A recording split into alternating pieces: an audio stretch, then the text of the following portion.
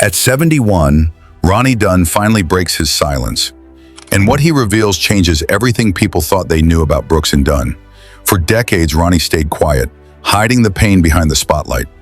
After giving the world unforgettable songs like Neon Moon, he found himself alone, wondering if anyone still wanted to hear his voice without Kix Brooks by his side.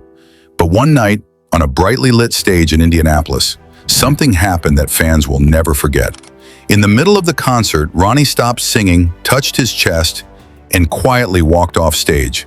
It wasn't planned, it wasn't staged, it was real, and the truth behind it is more emotional than anyone expected.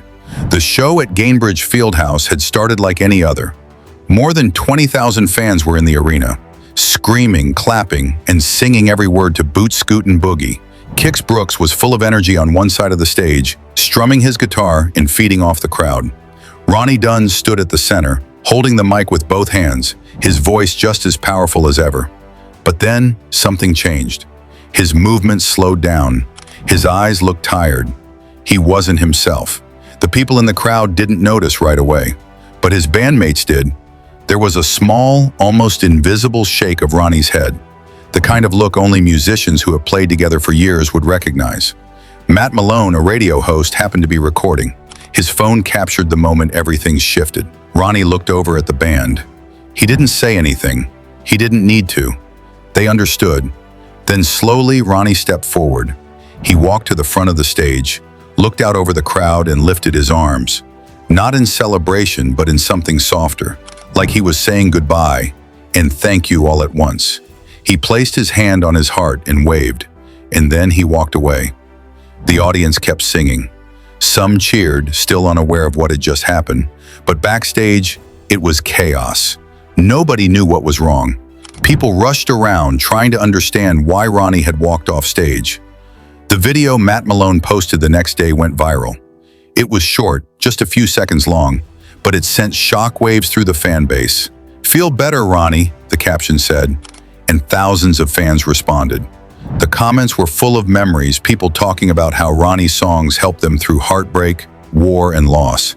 This wasn't just a singer. To many, Ronnie Dunn was part of their lives. Speculation exploded online. Was Ronnie sick? Exhausted? Was this the end of Brooks and Dunn for good? Country forums lit up with worried fans. Ronnie wasn't just a name on a stage. For many, he was family. When the official statement finally came, it was short. A spokesperson said Ronnie wasn't feeling well during the encore. No more details, just enough to calm people down. But fans wanted more. After nearly 40 years of loyalty, they deserved the truth. That truth arrived just days later in Rosemont, Illinois. That night, all eyes were on Ronnie. Would he show up? Could he still perform? The answer was yes. And not only did he appear, he lit up the stage. His voice was strong, his energy was back. It was a full return. Whatever had happened in Indianapolis, it hadn't defeated him. But that haunting moment, Ronnie leaving the stage mid-song, stayed with fans. It was a reminder that even legends have limits, that behind the spotlight is a man with real struggles. Long before the fame, Ronnie was just a boy growing up in Coleman, Texas. His life was filled with church, family, and small-town traditions. Everyone expected him to become a preacher. He even went to Hardin-Simmons University to study ministry. But something else tugged at him: music. While others read the Bible late into the night, Ronnie picked up his guitar. He played quietly, writing songs that felt more real than any sermon. It was a secret life he kept hidden, until the school found out. They gave him an ultimatum: choose music or ministry. He chose music, and they kicked him out. His family was heartbroken. His entire future seemed to fall apart. He had no clear plan, no big break, just a dream and a guitar. At the same time, in Shreveport, Louisiana, a kid named Leon Eric Brooks, who would later become Kix, was chasing music too. His neighborhood overflowed with sound. One of his neighbors was Johnny Horton, a country music legend. For Kix, making music wasn't rebellious, it was natural. He moved to Nashville in 1976 and quickly found success writing songs for others. He wrote #1 hits and became one of the most trusted songwriters in town. Ronnie, meanwhile, struggled. He recorded a few singles in the early 80s, but none of them made a splash. One peaked at number 59. It wasn't enough. He began to wonder if he had made a mistake leaving the church. But in 1989, something unexpected happened.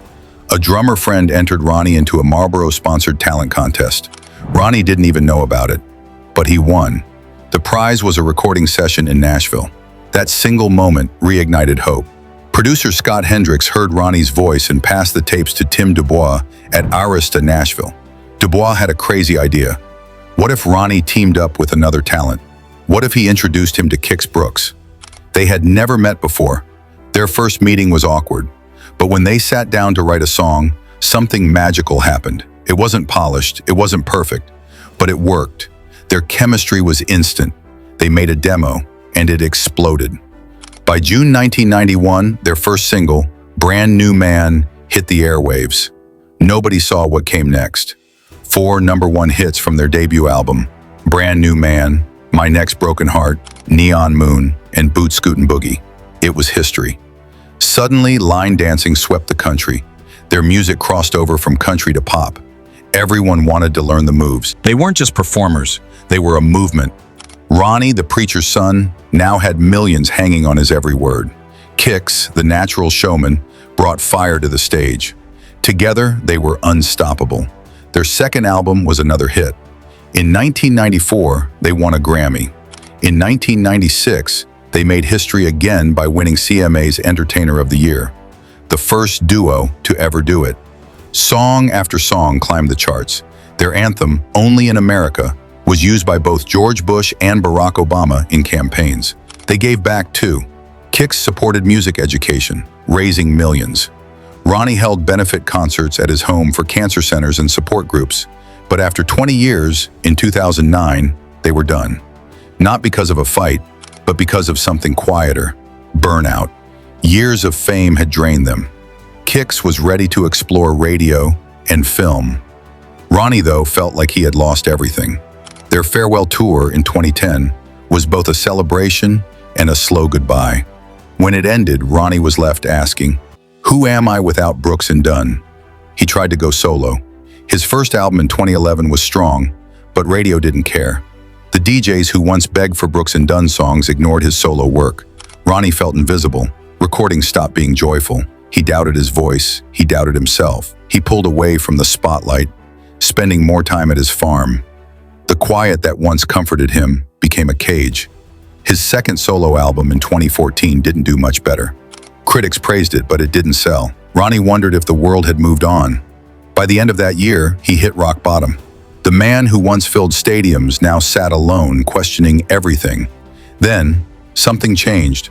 On his farm, Ronnie started writing again. Not for charts, not for labels, just for himself. It felt honest, real. That led to peace, love, and country music. It wasn't a hit, but it healed him. He also started his own label, Total Control. No more industry pressure. At the same time, Kix was thriving in radio. He hosted American Country Countdown, telling stories and connecting fans with songs. He even acted in a few small films. In 2014, over dinner, the two friends talked. What if they performed again? Not a tour, just something fun. Reba McEntire invited them to join her at Caesar's Palace. The idea was simple. No buses, no stress, just great music. And it worked. Their Vegas residency in 2015 reminded Ronnie that he still had it. No giant speakers, just his voice, raw and powerful. That led to the Reboot albums. New artists reimagined their classic songs. Luke Combs, Kane Brown, Megan Maroney, Jelly Roll, Morgan Wallen. They all paid tribute. Some songs were changed, some were left untouched. Each version proved their music still mattered. Then in 2024, Brooks and Dunn won CMA's Vocal Duo of the Year. Again, it shocked everyone. But it made sense. After the split, the silence. For Ronnie Dunn, the journey was long. But at 71, he finally knows the answer. His voice still matters, his songs still heal, and the music lives on. Thank you for watching. Like, comment, and subscribe. Check out another video now showing on your screen.